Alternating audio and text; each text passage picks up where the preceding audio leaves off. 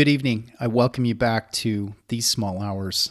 I am Russell Cordell Staker, and I'm delighted to be able to read another essay this evening. My essay tonight is entitled All American by Russell Cordell Staker. I'm standing on the playground holding a baseball at West Canyon Elementary School. Sarah by Jefferson Starship glitters off Rachel's small pink and white transistor radio. She's talking to Kim. I like both girls, but I think I like Rachel more because she is tall, has dark hair and green eyes. She kind of reminds me of Grace Slick. My dad plays White Rabbit in the garage while he builds model airplanes, but that's Jefferson Airplane. The band is different now and goes by Starship, probably because of the space shuttle. After lunch is over on Fridays, we can bring a donut back to homeroom and eat it at our desk. I watch Ricky take a huge bite from a maple bar and lick frosting from his spindly fingers. He's all sticky smacking. It bothers me. He isn't really part of the class. Twice a week, he joins us in homeroom for a couple of hours. He spends most of his time in a small classroom across from the library. Every now and then, I'll see him there when I pass by, and he's usually laughing really hard. His whole mouth wide open with sound you can hear from the cafeteria. Sometimes it's hard to be nice to Ricky. Ed stands all alone on the blacktop, which is now a patchy white top in the snow. He's wearing a new coat, new gloves, and holding a nice Wilson indoor-outdoor basketball, which he's sort of talking to. He bounces it once, but the ball gets away from him, and he lurches at it, fumbles it, and lurches again. He nearly falls over, but he gets control of the basketball, and after, looks around. He doesn't see me. I don't want him to. I watch him slowly rotate the ball against the front of his beige parka until all the packed snow falls away. I stand at the fence on the edge of the playground and look out over Ustick Road and the open farm field beyond. It's a bright fall morning and a little chilly. The air smells like burning leaves and dirt. I'm not really looking at anything. I can see the teddy bear in Jessica's lap. She is holding it gently at her side while she sits quietly in her wheelchair and listens. She giggled a lot, but her smile was far away, and that always surprised me. She wore the prettiest dresses. After Sunday school, when her mom came for her, she shimmered. Before they closed the casket, Jessica's mom situated that teddy bear into the triangle of her little girl's left shoulder and arm and breast. She then leaned over Jessica and kissed her on the forehead one last time. I wasn't there. I just heard about it. Mrs. Southern hopes we all stayed warm during the night. It was certainly a night to turn the heat up high, she says. Greg, sitting to my right, tells Mrs. Southern he doesn't need heat in his house because his mom just gives him an extra blanket to sleep with when it gets this cold. It's always dark on the bus ride to school. By the time we get to Chicken Dinner Road, the frost on the window is gone, and I can see the migrant workers out in the field pulling up potatoes with their hands. I met George Saunders at Book People in Austin, Texas in 2017. I listened to him read from his novel, Lincoln in the Bardo. I did my best not to let my emotion show as I stood behind a low bookshelf a little to the right and behind the seated area. His spoken words taken from the pages he wrote were amplified through the microphone in a textured tenor. He was thoughtful and human. I could imagine him writing. I wanted to walk up and give him a big hug, but that would have been wholly inappropriate. Later, after the reading, I stood in line for the signing. I watched him as I moved forward. He was kind. I thought of the commencement speech he gave at Syracuse University in which he admitted his own failures of kindness. As I handed him my copy of his novel, I thanked him for writing it, thanked him for his skill with the language. He looked at me and asked, "Are you a writer?" I told him, "Yes." I haven't been visited by any heavenly angels, not yet, but I know a ghost. He's one of my strange angels. I discovered him in Vilvoorde, Belgium, on or around the 21st of October, 1993, or rather, he discovered me. I was standing off to the side of the Grote Markt on a bright morning after a heavy rain. The air was redolent of sauerkrautwaffles and bratwurst sausages and drum tobacco, a confluence of sweetness and fetid decay, and all the ancient years of a place I had no way of imagining before I got there. I had come on an errand for a church I no longer have any feeling for and view, in retrospect, as only the quaint and insipid little cult it shall remain. At the time, however, I thought I was there to bring eternal understanding to a lost, well-meaning people in need of an overconfident and franchised corporate America Jesus solution to answerable and largely irrelevant mortal queries. Truth be told, I never actually believed any of it, even when I told myself I did. But in all fairness to that morning, and from the start of that time as a Mormon missionary, I actively mirrored my unfolding experience and newly discovered Europa eyesight into a calibrated version of impressions I held from my father's experiences and stories of Marseille, France, some 25 years earlier. We, father and son, in a manner of time and space across distances, were almost sharing a concurrent moment where two slots of fluency bridged into one. I saw my dad in me, and he saw me in him in one fluid context. We were shadows and light for each other, both living and thin, and new and untainted by all the poison and glory and mystery of this old world. We shared all of this in letters back and forth between Belgium and Colorado. I looked out on a scene I am certain I had known before, and surmise I will know again. I thought of Jim Morrison, and understood firsthand why this indeed was the strangest life I'd ever known. I scanned the marketplace and noted the old ladies with the heavily laden bags full of fresh fish and vegetables. They all looked the same, boxy, thick, wise, and stubborn, with eyes focused only on the acquisitions they dutifully closed and then loaded onto the backs of bicycles, much like the ones I'd seen in old black and white footage from World War II. The men weren't much different, round in bowler caps, all smoking stubby cigars and long pipes or rolled cigarettes. And then, every so often, a stunningly beautiful, tall blonde woman with incredible curves and usually hard face would walk by, and I would relinquish the earnest idea of salvation in Jesus just to undress her in some dark alley. I was 19 and at the height of my youth and virility.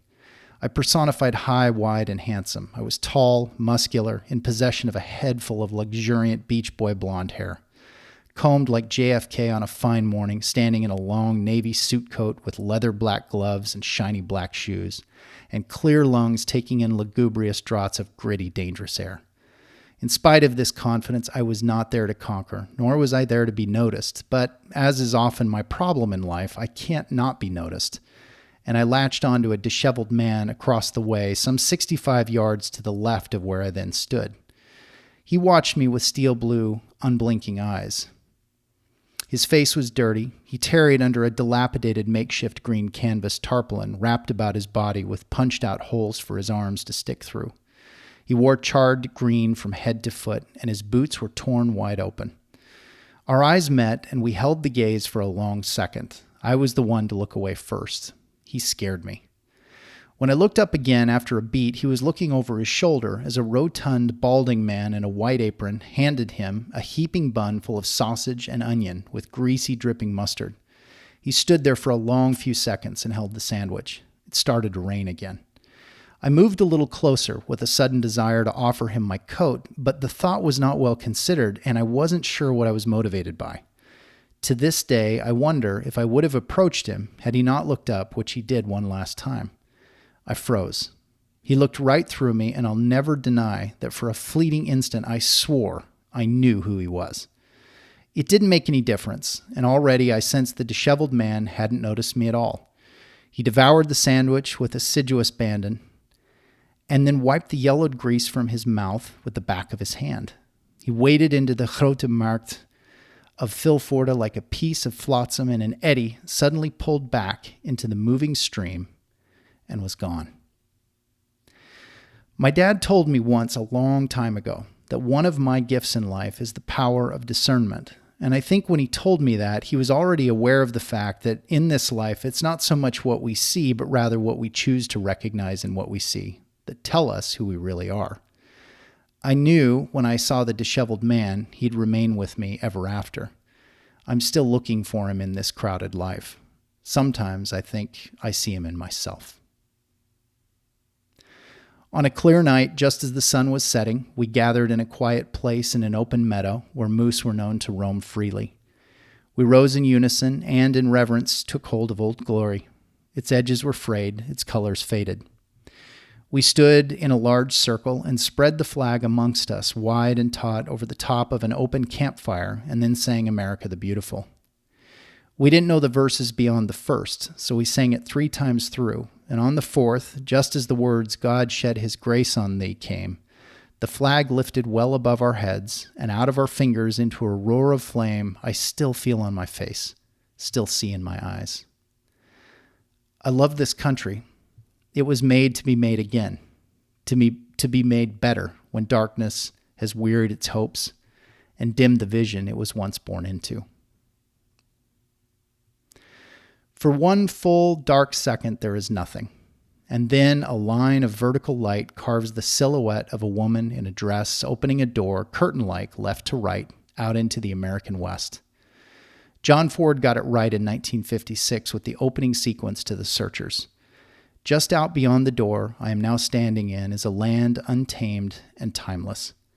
From the staked plains of northwestern Texas to the hot open high desert in southeastern Utah, where Monument Valley sighs between the red sandstone buttes, is a kaleidoscopic backdrop upon which all of our passing silhouettes find depth, texture, and meaning. We're here for a moment, and then we go. From West Canyon Elementary to Filfort, Belgium, we all have the same beating heart, and life goes on.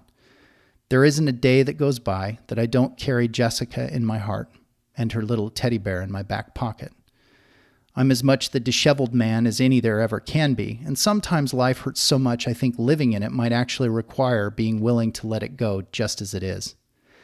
When the sun goes down on this life, for me anyway, I think I'll be singing along with Bruce Springsteen and remembering all those moments along a path when it felt like I found a 6-inch valley running through the middle of my soul. I may be a nobody, but I'm all American. RCS, 10 June, 2020.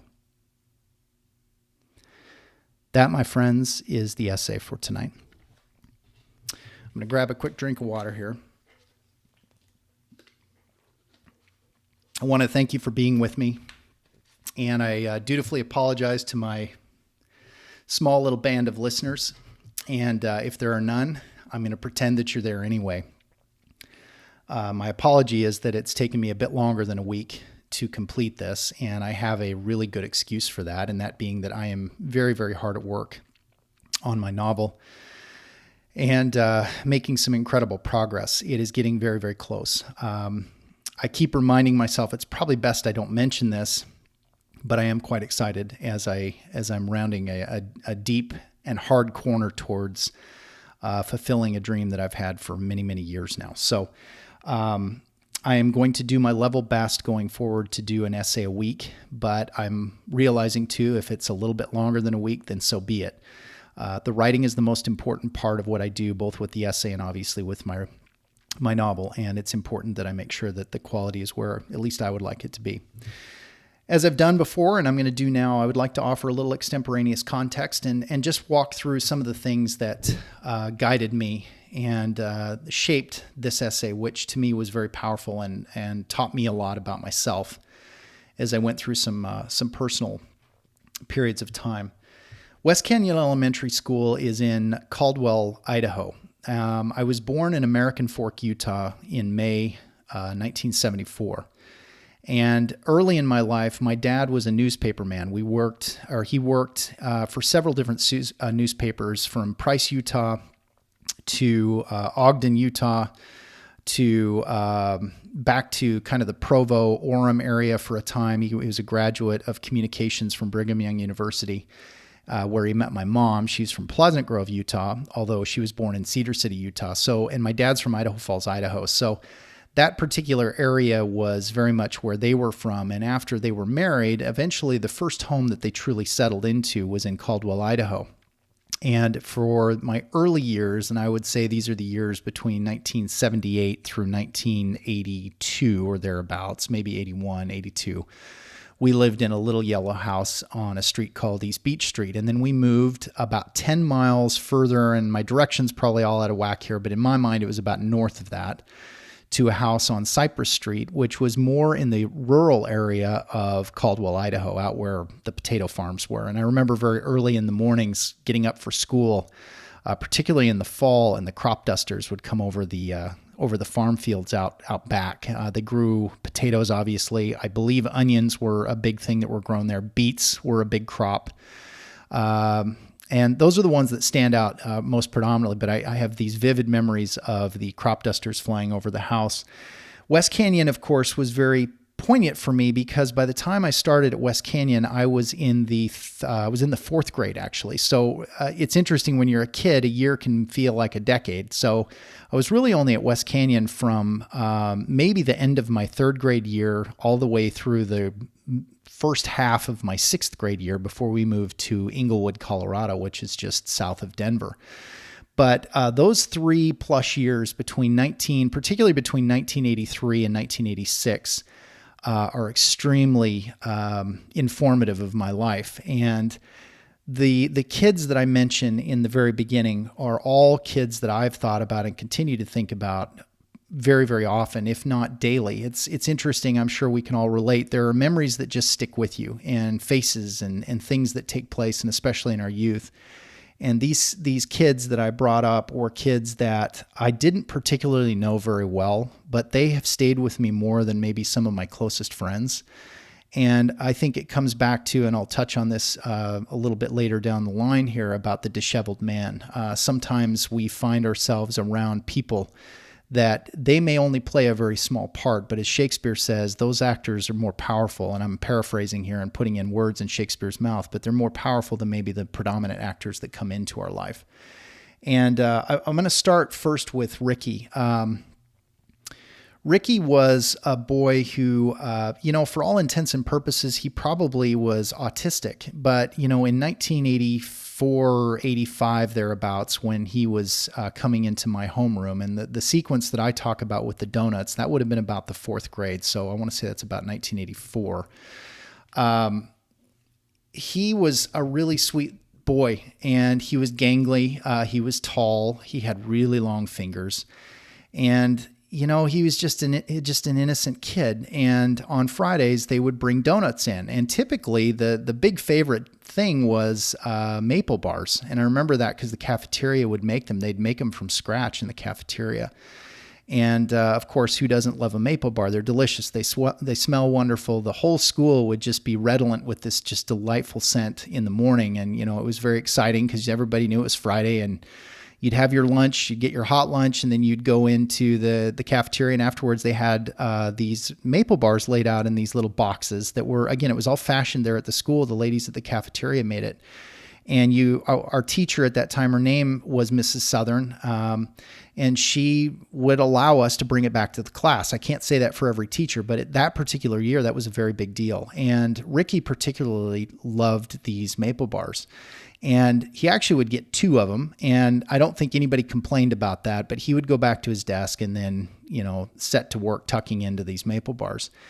And the reason why I brought it up is that for years, I have thought back on that particular instant. And I remember that day, I did not do anything terribly bad. I didn't make fun of Ricky. I didn't say anything untoward toward him. But much like George Saunders, who I touch on in a moment, it was a moment where I remembered a failure of my own kindness.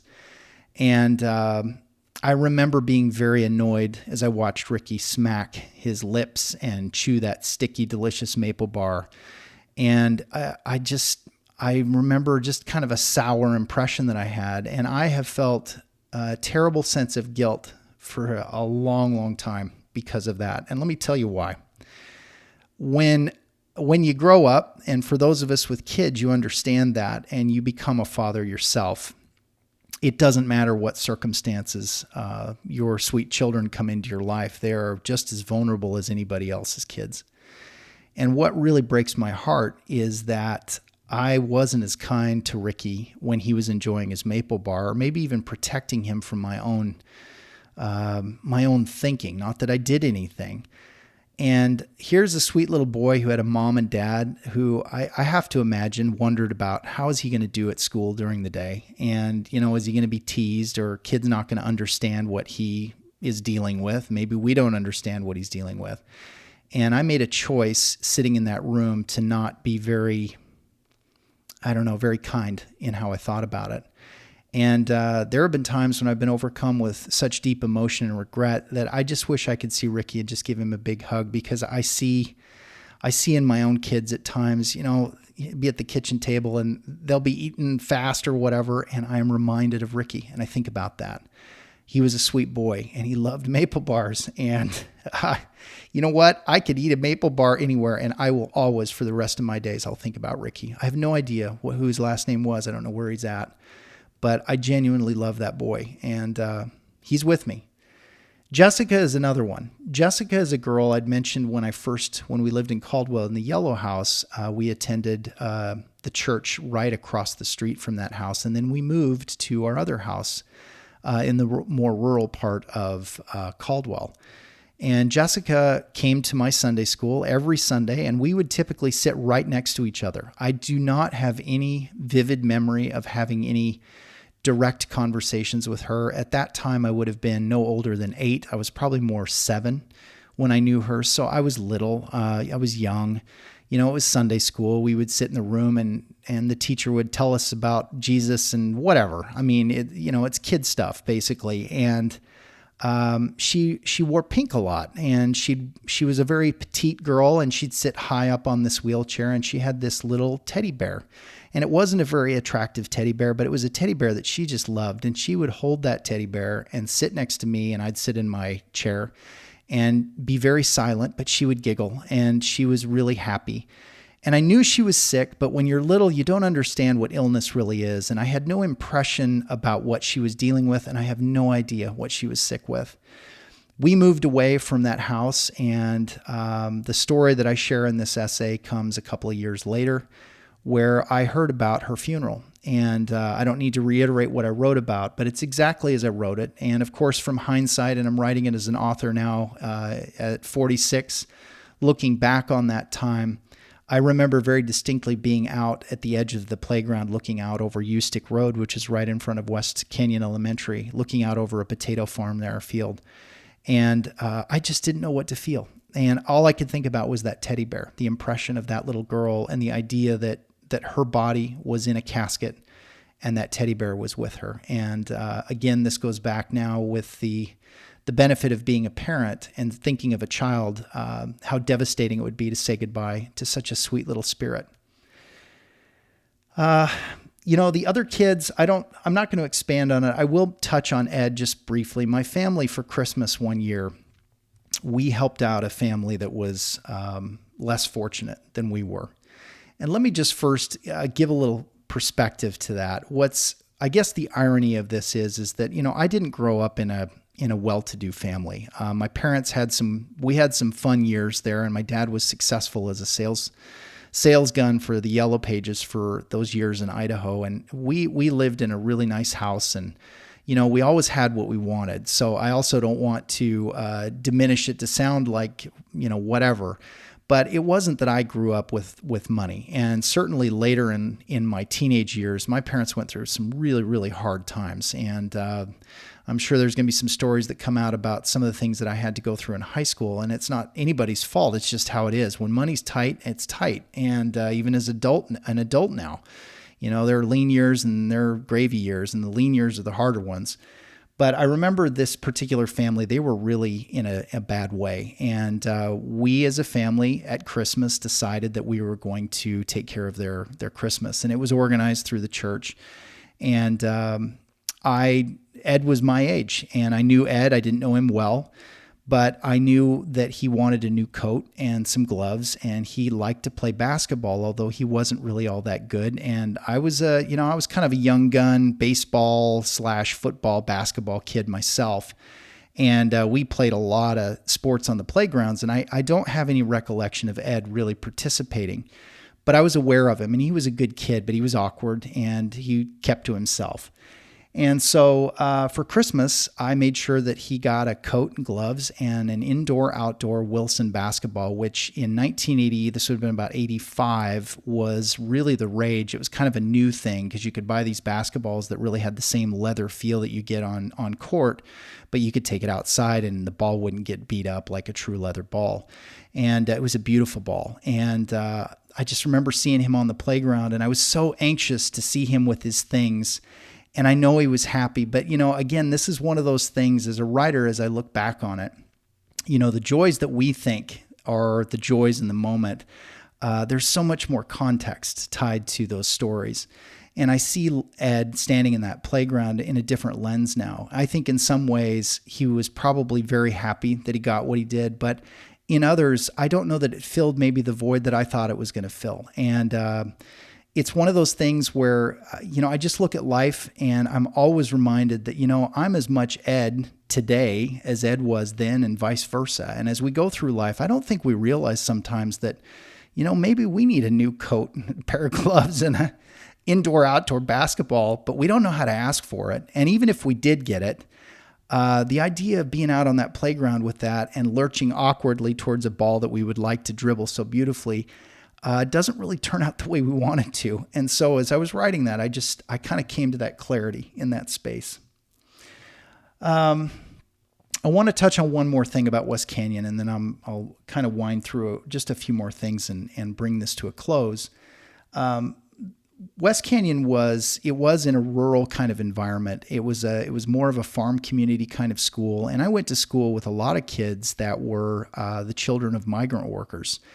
And I remember very vividly, especially in the fall, Idaho harvest for potatoes typically begins, and it's been a number of years since I've been there. So if anybody from Idaho is listening and I get this wrong, please accept my apologies. But in my memory, the harvest for potatoes typically begins around the early to mid part of September and goes well into late October, might even get into early November before it gets terribly cold and the ground gets really hard.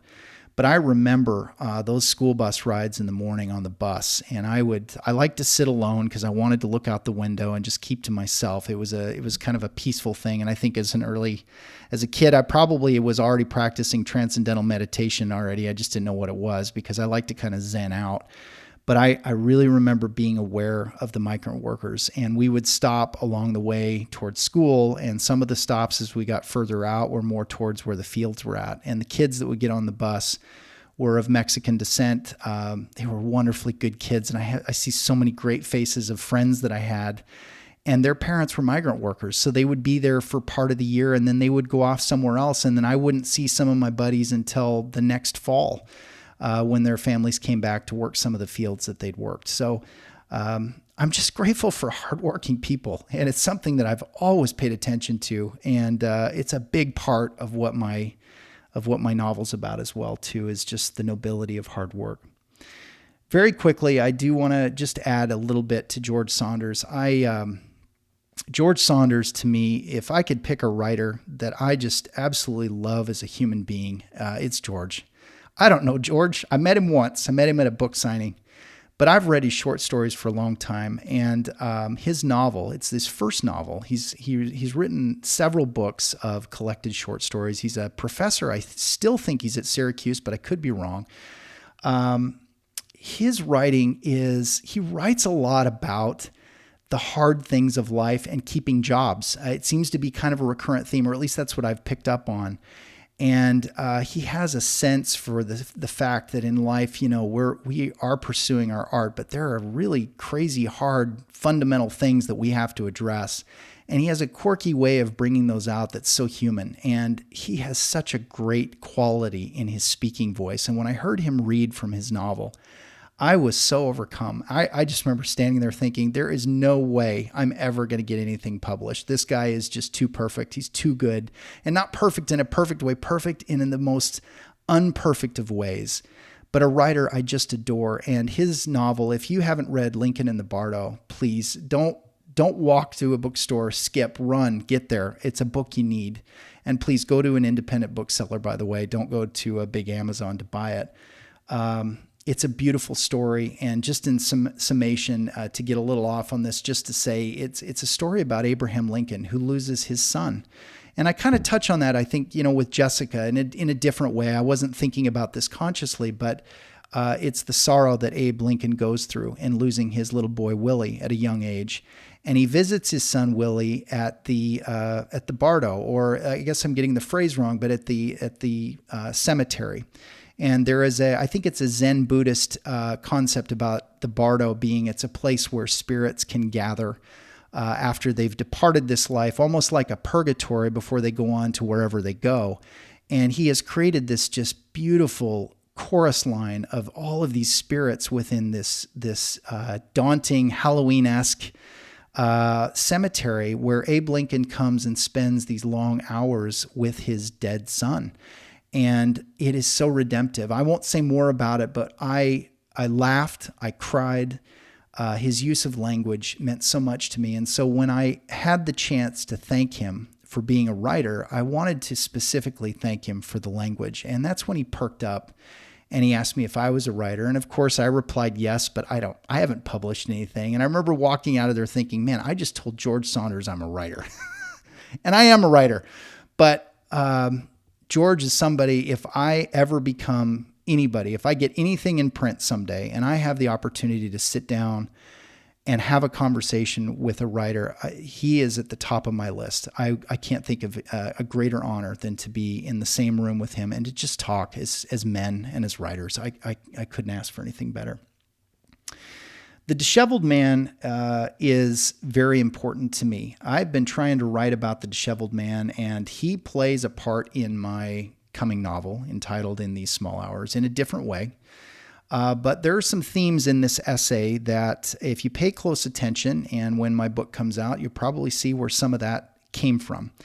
I won't retell what I've told in the essay. I don't think it's necessary, but I do want to speak briefly about the idea of what I believe are strange angels.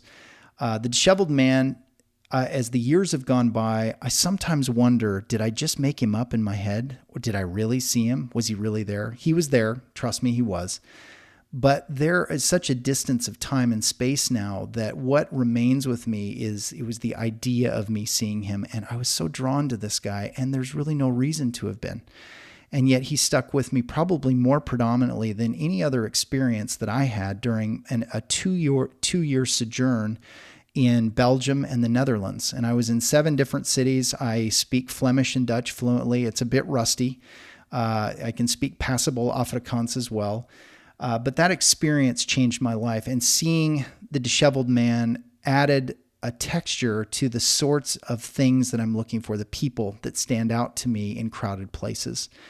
And without belaboring it, I'll just leave it at that. But I believe that a strange angel in my definition is this. These are individuals. They can be in this life or potentially across the divide in whatever else is out there that come into our lives when we least expect them. And they bring something that we don't expect they're going to bring that we need in that moment. And it can be anything, but it mostly reminds us of who we are, helps us remember who we are, and keeps us focused on what we should be focused on. And they are a gift from what I would describe, if there is a heaven, the way we want to. And I think of heaven as the field of dreams in baseball, but that's kind of what I'm thinking at. And the Disheveled Man on so many levels was that for me. And he came at the beginning of that 2-year mission. And I spent the rest of that time looking for him and looking for those like him. And those are the people I wanted to serve the most. The final part of this really is the 2-part where I tie about everything back to being all-American.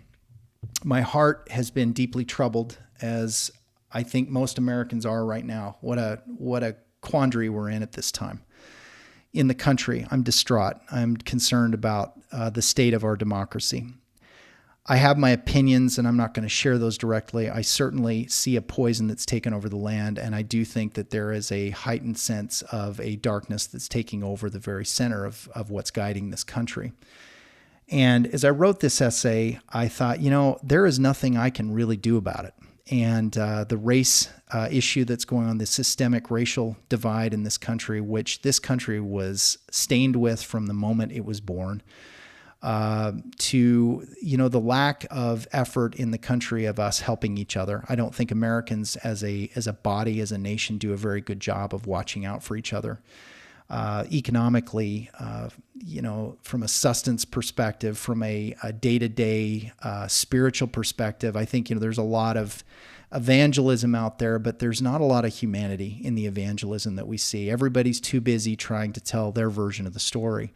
And we seem to have forgotten that in the mix of all of this, the heartbeat of America is in our shared communal effort of the idea of a more perfect union. And so when I thought about the time of the flag burning, which happened when I was on staff at a camp called Island Park, Idaho, and this would have been in the summer of 89, maybe the summer of 90. I was 15, 16, thereabouts. I'm an Eagle Scout. I've mentioned that before. I worked on a hike staff, and then I worked on like a cope course, which was high adventure kinds of things where, you can climb up poles and zip line and whatever else.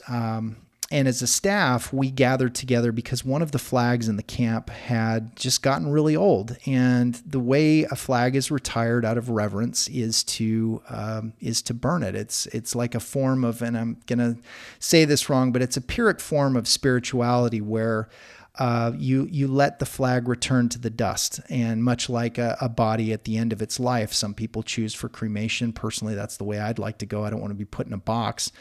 But we stood around a campfire and we sang America the Beautiful, and we held that flag firmly over that fire. Like I said, we sang it 3 times through that first verse, and then the flame took it. The draft lifted that flag from our hands, and it went up into the air, and it was a whoosh and a roar and this bright, burning, ebullient flame, and it burned itself out. And it was very, very visceral, very emotional. I can still feel the heat from that. And I remember coming away from that experience with a deep, deep, abiding reverence, not only as an American, but for my respect for the great sacrifices that have been made in this country. And I want to turn this very specifically to my brothers and sisters who are Black. I want to say very clearly, I absolutely stand with you. I actually kneel with you in front of that very flag, Old Glory. This isn't about disrespecting the veterans, the troops. It isn't about disrespecting America. I disdain the idea of hypernationalism. And what I will say is, in this nation, we need to put our nationalism to the side and focus on the heart of the matter of the Constitution. And until we are all equal, treated as brothers and sisters with the same respect and honor that my white race is afforded, then I think it's important we all kneel and then we rise together. And I was thinking about that very specifically, obviously, with the loss of Floyd George and everything else that's going on and has been going on for a long time. My heart aches. And now I'm weighing into politics a little bit, but I will just leave it at that. In closing, the film that matters so much to me in terms of sequence is The Searchers. And I'm really grateful for that because of what John Ford does simply with the movement of the camera. And that's all I'm going to focus on here in closing, is that when I watched that opening sequence, and by the way, he ends the movie with a similar shot, but with John Wayne. The character that you see at the very beginning, it shows, I think it says Texas 1868, then the screen goes black for a full second. And then you see that door open, and it's the woman's arm as she becomes a silhouette as she moves the door from left to right. And the second you get just a peep of what's outside that door, you're no longer looking at her. And her name, by the way, in the movie is Martha Edwards. She's the mother. And the actress's name was Dorothy Jordan, I believe. The film was shot in 1956. It was set in Texas, but it's actually filmed in Monument Valley, Utah. So I reference Texas and I reference Utah in the closing of my essay. But as you look out and then that camera moves forward and the lens expands across that panorama, to me, that's all American. That's what we're about. And I think sometimes we get so caught up in our own silhouette and the shadow of the moment that we forget what a great, glorious land this is. And it's so bounteous. Everybody can come to this land and have everything and more they could ever want, and we can share it together. And we can be a country of people that unite together and love each other. But at the same time, we're only here a moment. You know, our little journey is just a brief little flick across that screen, and then we're gone. And this wide expanse of the quintessential American West will continue on long after we've left it. I'll leave it at that. I want to thank you for listening. I'm really honored to be a writer. I'm excited about where things are going, and I look forward to the next essay in the coming week. I would just simply say in closing, be mindful of those around you. Take the time to be sweet and kind, to not fail in your kindness, and to just think back on those times where maybe you could have touched somebody a little bit better in a way that would have allowed them to feel a little bit more forgiving of themselves, and in so doing, find that forgiveness for you as well. I'm grateful for literature and the idea that in written language, we can close the gaps that sometimes are shouting and discordant ways as human beings, and certainly in this country right now, can distract and take away from what matters the most. And I'm proud to be an American. I love this country, and I'm grateful for the idea that we can make it better. And with that, I will close out and wish you all a pleasant good evening. Until next week, good night.